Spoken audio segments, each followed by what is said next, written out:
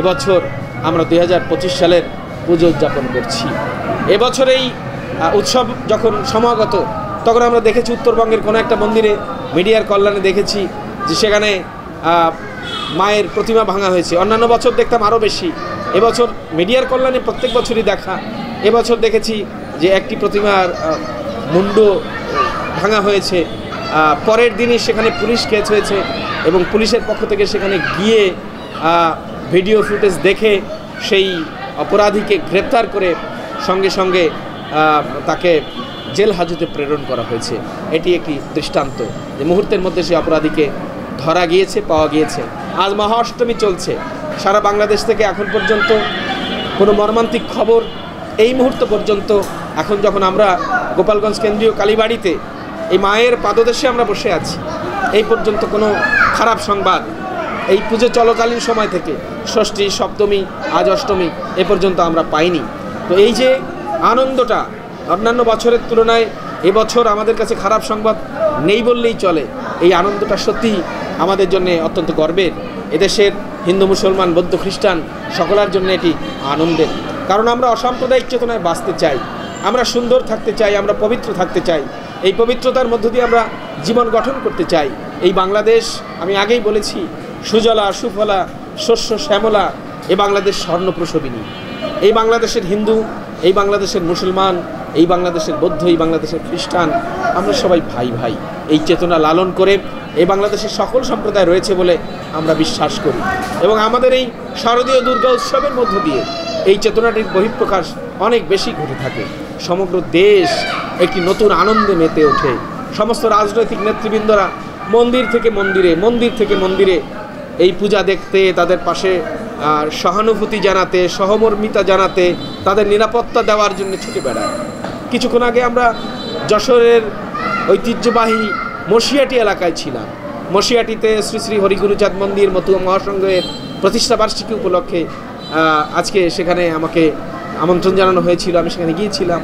সেই প্রোগ্রাম শেষে স্থানীয় দুর্গা মন্দিরগুলো পরিদর্শন করে আমরা যখন ফিরছি তখন দেখলাম যে প্রশাসনের একটি বিরাট বহর যাচ্ছে।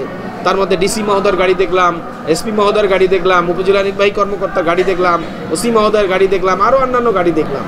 তো দেখলাম যে ওই প্রত্যন্ত গ্রামে প্রশাসনের পক্ষ থেকে চলে যাওয়া হচ্ছে তাদের সুখ দুঃখ, ভালো মন্দ, তারা কেমন আছে খোঁজ খবর নেওয়ার জন্য।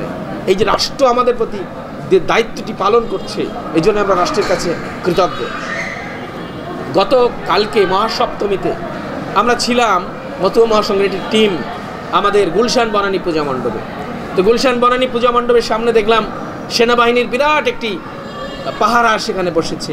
তারা আসছে সার্বক্ষণিকভাবে, চতুর্দিকে তাদের নজরদারি, তাই না? আজকে এখন সেনা মাঠে রয়েছে, সেনার সদস্যরা, তাদের যে দায়িত্ব এই সনাতন ধর্মাবলম্বীদের সবচেয়ে বড় উৎসবকে সুসম্পন্ন করার জন্য তারা যেটা পালন করে যাচ্ছে, এই জন্য সত্যিই আমরা কৃতজ্ঞ। ঢাকেশ্বরী মন্দিরে অত্যন্ত আনন্দের সাথে পুজো উৎসব হচ্ছে, সেখানেও সেনাবাহিনীর যে তৎপরতা, সমস্ত জায়গায় রাস্তাঘাটে টহল, আমরা গাড়িতে গাড়িতে চলছি, কিছুক্ষণ পরপরই আমাদের সামনে পড়ছে সেনা টহল।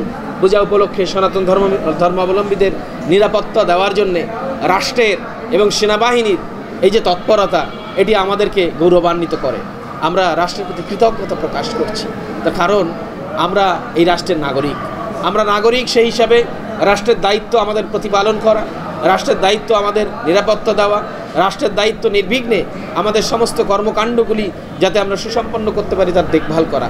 রাষ্ট্র সেটি করছে। এবার আমাদেরও কিছু দায়িত্ব, আমাদেরও কিছু কর্তব্য, আমাদেরও কিছু দায় থেকে যায়। মায়ের পাদদেশে বসে আজকে আমাদের সেই দায়গুলোকে স্বীকার করতে হবে। কি দায়? রাষ্ট্রের প্রতি আমাদের দায়। এদেশে জন্মেছি, এদেশে আমাদের 14 পুরুষের ভিটা। আমার বাবা, ঠাকুর দাদা, তার বাবা, তার বাবার, তার বাবা, কত পুরুষ আগে এখানে আমাদের পত্তন হয়েছে তা হিসেব করে বলা মুশকিল। এই যে আমরা এখানে জন্মেছি, এই যে আমরা এখানে থাকছি, এই যে আমরা এখানে আমাদের ভবিষ্যতের স্বপ্ন দেখছি, এই দেশটি আমাদের। এই দেশের স্থিতিশীলতা কামনা আমাদের কামনা, এদেশের সুখ কামনা আমাদের কামনা, এদেশের সমৃদ্ধি কামনা আমাদের কামনা। কোনো কিছুর বিনিময়ে আমরা দেশদ্রোহী হতে পারবো না। কোনো কিছুর বিনিময়ে আমরা দেশকে, যাতে দেশ পিছনে যায় সেজন্য আমরা কর্মে লিপ্ত হতে পারবো না। আমরা এই দেশের হিত কামনা করব, আমরা এই রাষ্ট্রের কল্যাণ কামনা করব।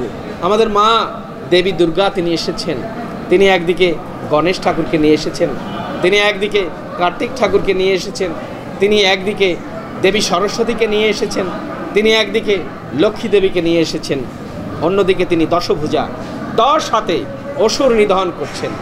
এই যে আমাদের দেবী সরস্বতী, তিনি আমাদের বিদ্যার প্রতীক, শিক্ষার প্রতীক। আমাদের দেবী লক্ষ্মী, তিনি আমাদের ধনের প্রতীক, তিনি আমাদের সম্পদের প্রতীক, সমৃদ্ধির প্রতীক। আমাদের গণেশ ঠাকুর, তিনি আমাদের সিদ্ধিদাতা, আমাদেরকে তিনি একেবারে পরিপূর্ণ করে দেওয়ার জন্য তিনি আছেন, তিনি আমাদের সেই পরিপূর্ণতার প্রতীক। আর কার্তিক ঠাকুর, তিনি হচ্ছেন প্রতিরক্ষার প্রতীক। সুতরাং এই দেশের ধন, এদেশের শিক্ষা, এদেশের সমৃদ্ধিকে সুরক্ষিত করার জন্যে, প্রতিরক্ষা দেওয়ার জন্যে আমাদের কার্তিক ঠাকুর আছেন। সর্বোপরি আমাদের মা দশভুজা 10 হাতে সমস্ত দেশদ্রোহীদের, সমস্ত দেশের শত্রুদের নিধন করে দেওয়ার জন্যে মা প্রস্তুত রয়েছেন। সুতরাং দেবীর পাদদেশে বসে দেবী দুর্গার কাছে আমার প্রার্থনা, আমরা সকলে যেন, আমরা সমস্ত মাতৃভক্তগণ যেন মায়ের কাছ থেকে এই আশীর্বাদ পাই। মা তার কৃপা দিয়ে আমাদেরকে যেন ধন্য করেন, আমরা ধন্য হয়ে দেশ ও দশের সেবায় নিজেদেরকে নিয়োজিত রাখতে পারি, সার্বক্ষণিক দেশভক্তিকে অন্তরে লালন করতে পারি, সার্বক্ষণিক দেশের কল্যাণ করার জন্যে নিজেকে উৎসর্গ করতে পারি। আজকে এই মহাষ্টমীর শুভ লগ্নে এই হোক মায়ের কাছে আমাদের নিবেদন।